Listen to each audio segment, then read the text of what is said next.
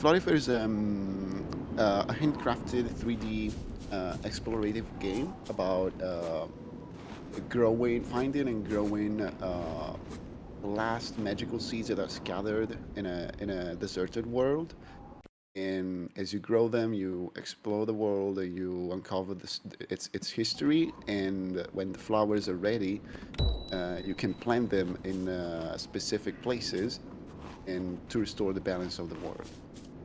So the entire game is focused on finding these rare seeds that you can then plant in your pot horn, which is literally a horn-shaped vase that you carry around as a rucksack. And then you care about each and every flower. You have to water them. You have to care about the type of earth that they have. You have to care about how much sun they get, how much water they get, the temperature, and so on.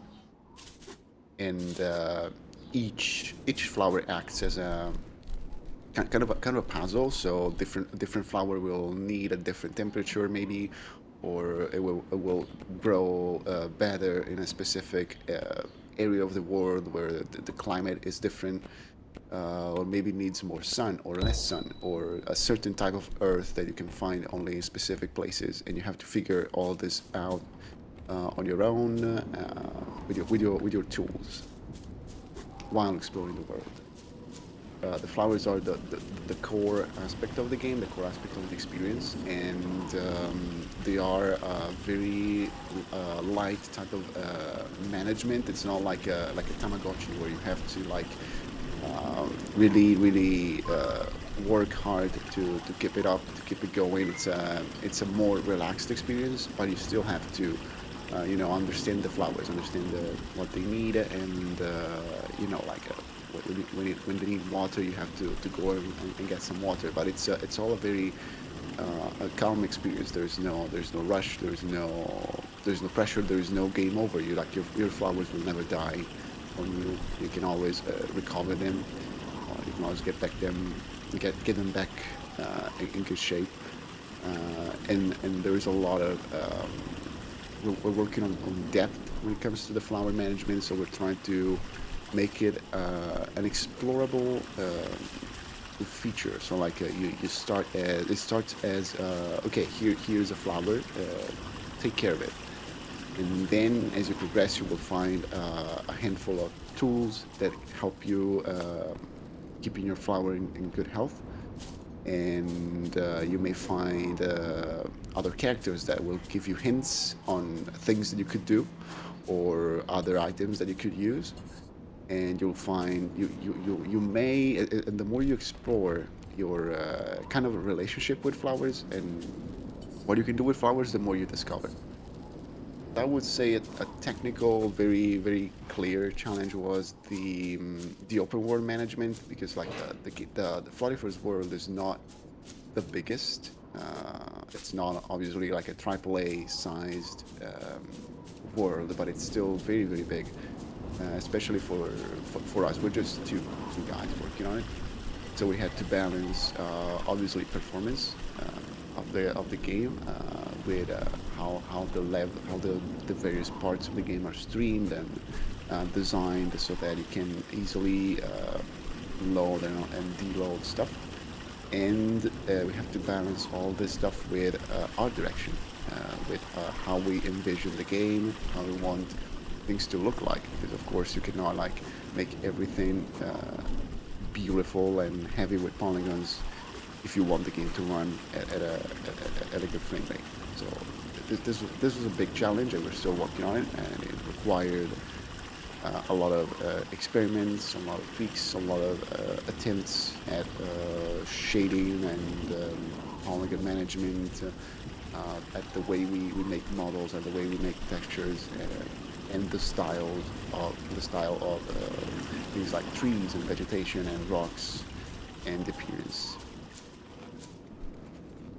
We're finishing up the next iteration of the tech demo. We are working on adding a couple more feature on to the flower, both based on the feedback that we got so far. from players of the demo, and on things that are in our pipeline that we already had to implement very slowly. So like we more we're giving more importance to the sun, as like the more sun the flower takes, the more it affects other stats like the water and the growth. And we also reworked the way the pot horn works, and this was a result of the feedback we got. We made it easier to use, and reduced the things that you have to do in order to like interact with it, because it used to be a very clunky, complicated thing where you had to like take it off, put down whatever you had in your hands, like a shovel, a water flask, and then you could interact with the pot horn and see the stats for the flower. Now you can do this on the fly while you're moving, while you're platforming, and you don't have to like unequip an item. You can do things much more quickly.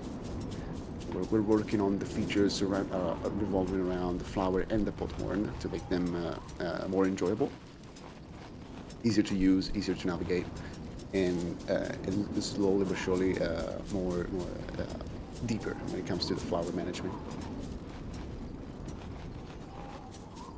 As for many other developers, I think marketing has never been top one priority, because we're only two. We don't have like a marketing manager. We're managing the marketing ourselves, and but we're also making the game. So like we have to choose what are we going to work on today. Is it going to be marketing? Is it going to be making screenshots, or is it going to be like making the actual game and progressing? Because if you never progress, if you never make those features, if you never make new content, you don't have anything to market. So there's an active balance there as well, and we're trying to be present on Instagram and Twitter and Reddit, and YouTube, the more as constantly as we can. Um, we're trying to get back to devlogs. We used to make devlogs, but and then we had to stop because we had like real life issues. We have day jobs and other things to attend. So making devlogs obviously takes a lot of time that we didn't have at some point. And we were pretty much trying mm, to make it to have like videos and tiny videos, tiny screenshots posted every week, so that we keep like the game active, and look,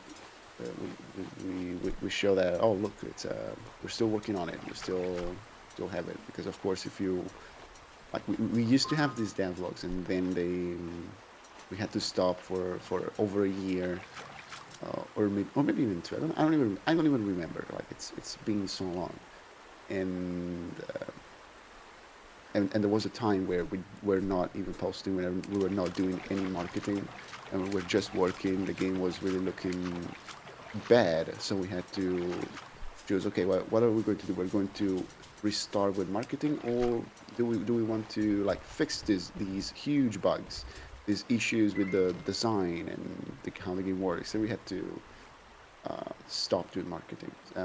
Now we're trying to make it part of the development.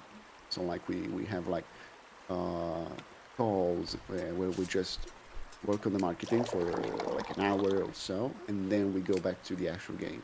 And we're trying to keep it up this way, just to have like give ourselves some time every day for marketing. You gotta maintain it. It's very easy to go for a burst where you pop out a lot of content for like a week or so, and then you stop because you don't have anything left. You just like you used all your screenshots or your videos, and then you're like, well, I have so much stuff to do. I cannot go back to marketing. Instead, you have to like burst. And we found that bursts are not good, nor in marketing or in actual game development. It's more it's not a sprint. That's what they say, right? It's not a sprint. It's a marathon. So you have to keep a solid pace, not like a heartbreaking pace. Otherwise, you just burn out after a couple weeks. Two of us, we met each other studying game design. We started as game designers. We were studying at school, and we started thinking about games together. Um, we published so far. We published together Psychological and Zuri the Ritual Bat, which are two very different games. They're smaller. Like Psychological is a RPG Maker horror game. It comes from that wave of RPG Maker horror games back in the days. And Zuri is more recent, and it is like an arcade flying collectathon game where you have like tiny stages that you have to clear. You have to clear enemies. You have to collect a lot of items, and in Duo you control this nice cartoony bat that flies around.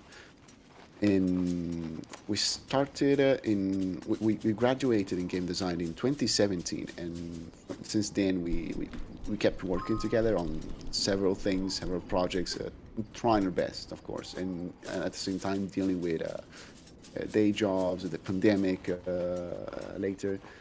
Um, we worked for like 3 years in the hyper casual industry.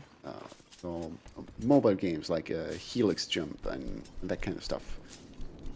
And florifer is I don't want to say the biggest project so far, but it is definitely like our current big project. And yeah, we started as game designers, but then of course, since we're two, we had to learn everything else. So I learned 3D art, 2D art, animating, texturing, modeling, dealing with the engines. My colleague learned blueprint, and he's more focused on marketing and like finding resources around like about like how to market the games, about the competition as well, about Steam and game stores and that kind of stuff. You can definitely follow us on Instagram or Twitter or Reddit if you have that. And but we also have Discord server, and we have a like if you and of course we have the tech demo on Edge.io that you can already try. You can there's a forum. You can give us feedback. Uh, um, yeah, about the tech demo. Yeah, I told you that we were finishing up the new version. It's not ready yet, so it's taking forever. There are a couple things we have to get right.